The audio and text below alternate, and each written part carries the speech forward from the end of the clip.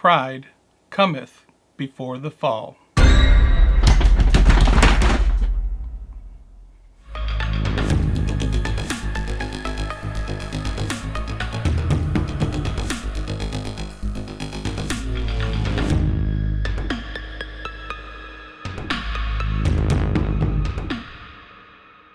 Hello Tarantula lovers, I'm Alex and welcome back to Tarantula Haven.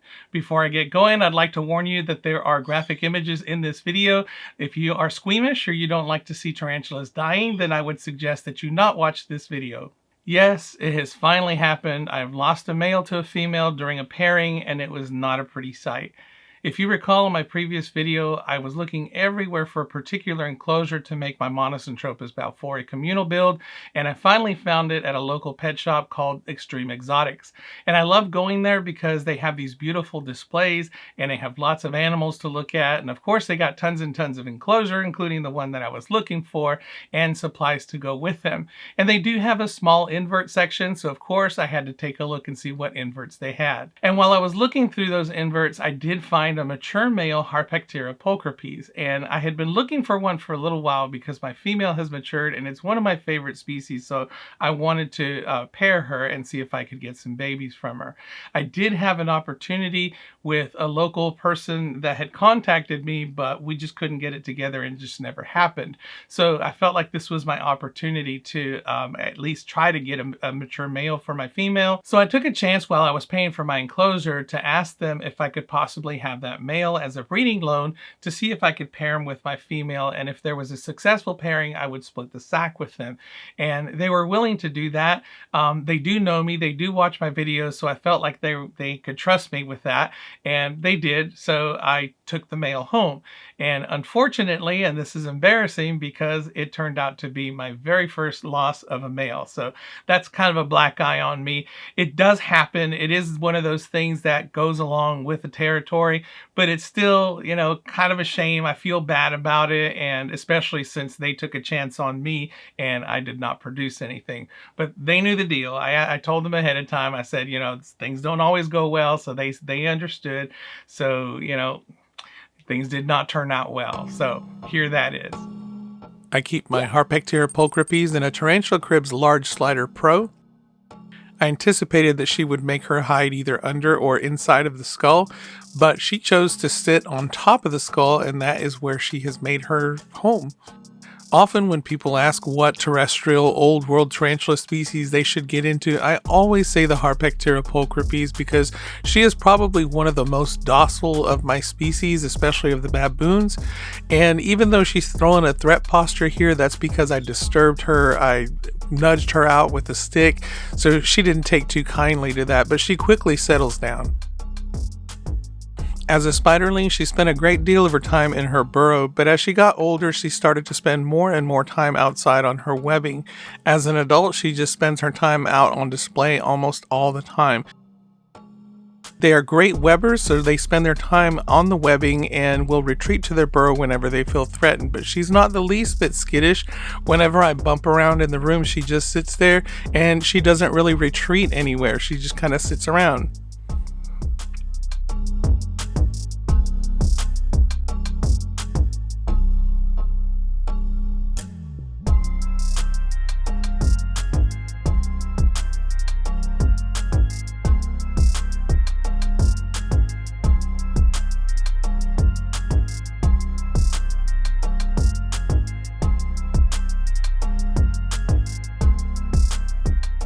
When I first opened up the male, I was a little bit nervous because I thought there might be something wrong with it. As I prodded it with the stick, it wasn't really moving. It was just kind of sitting there with its legs splayed out, and it began to roll over on its back. So I felt like it was maybe paralyzed or something because it just did not want to move. So I was feeling a little bit strange about this one. I thought maybe there might be something wrong with this male.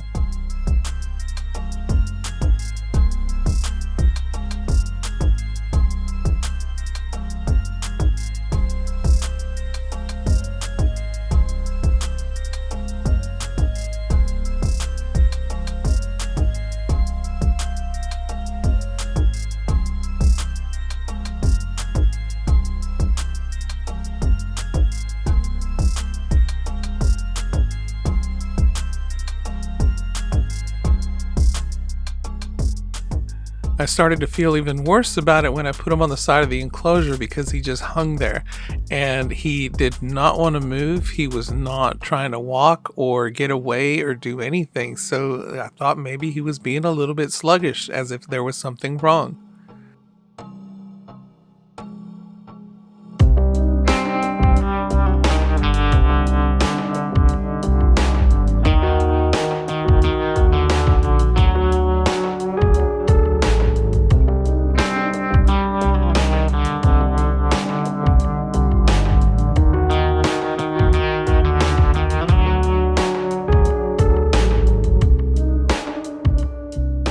I was about to call the whole thing off because I thought maybe there was something wrong with the male, but as I put him back, he actually came to life and started to crawl around, so I figured that there must be hope. So I decided to try again.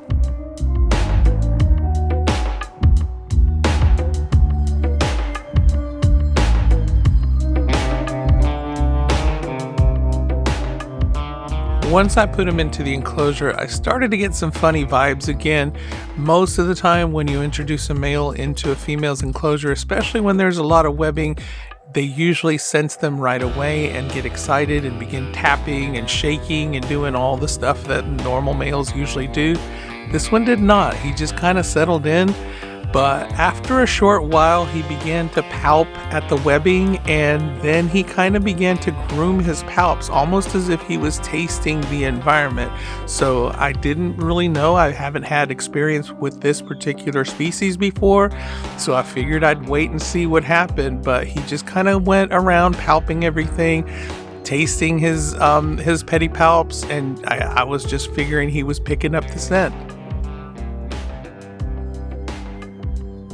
Another thing that was kind of throwing me off was that the female was absolutely still. Again, a lot of the time when you introduce a male, females will usually come out to greet. They'll come out slowly, but there usually will be some tapping if the female is receptive.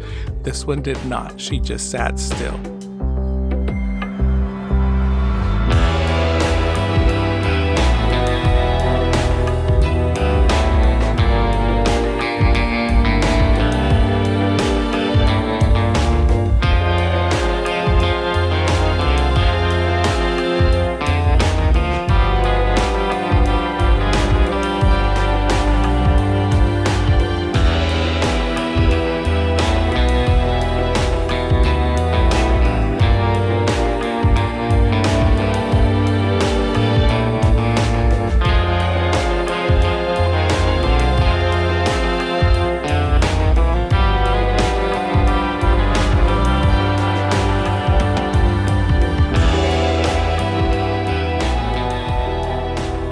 And finally, after a lot of waiting, I started to see what appeared to be normal male behavior. It almost seemed like he was palping or he was tapping a little bit, maybe clawing at the webbing, but it seemed like he was trying to get her attention, but not as obvious as with other species.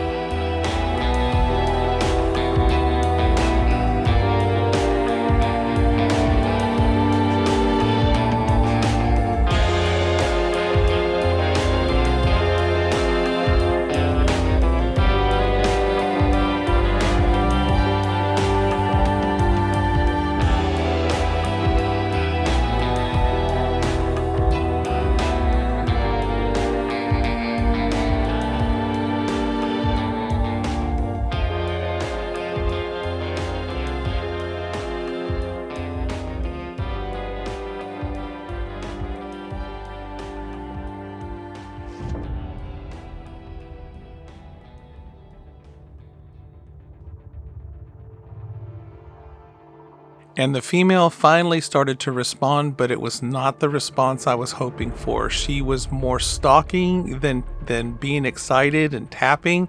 So I felt like something might go wrong, so I was trying to be ready with the tongs. And the poor little guy just seemed so totally oblivious to the whole thing. He's just sitting there tasting his pedipalps, so I was really, really worried at this point.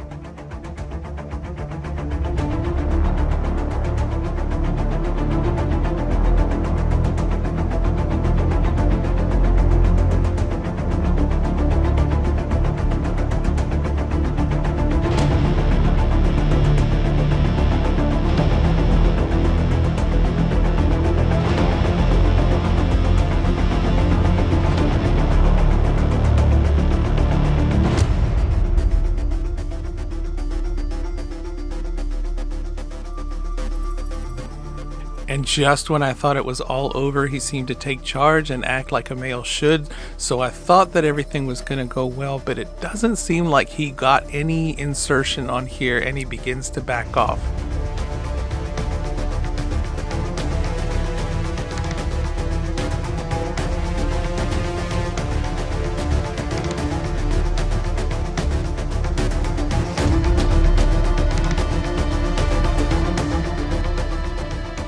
And I know it doesn't seem like it, the camera panned away, but I did try to separate them with the tongs, but she was just holding on too tight. There was just nothing I could do.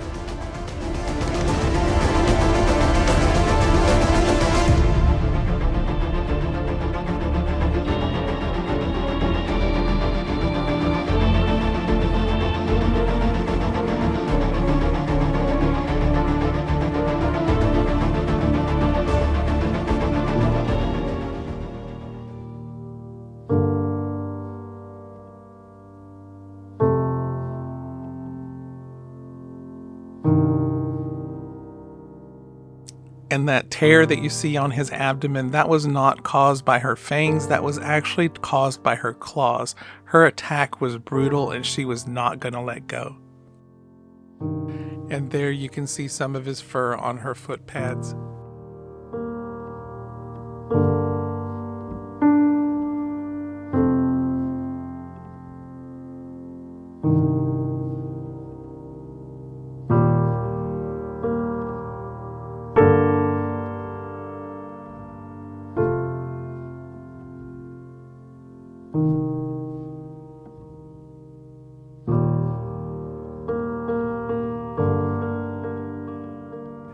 So there it is, and it's really sad. I feel so bad for that little male. He looked to be fresh. His abdomen was nice and plump. The movements had me iffy at the beginning, but you know, when I say pride cometh before the fall, I was feeling a little overconfident. Every single pairing that I've done so far has been either successful or the male has gotten away unscathed. So it's a thing where I figured, you know, if I gave them enough space, they could get away and things would just not go wrong. And boy, was I ever wrong. When you hear the term teleportation, that, you know, it might not seem like it to you from an outside, you know, view coming in, looking at it and seeing the spider go from one place to another. But when you're sitting there with tongs ready and you're anticipating it and the tarantula lunges from one place to another and your brain hasn't even had time to process it before you're trying to bring the tongs down, you understand what they mean by teleportation. That initial lunge was so quick. I felt like that's when it should have happened, when the male should have gotten gobbled up. But he seemed to have handled that well. He propped her up and he held her up. And that kind of gave me that confidence to think, oh, it's going to be okay. I can back off a little bit. Things are progressing fine. And then boom, that's when all you know what broke loose. So you just never know. You never know. And you can't really anticipate it.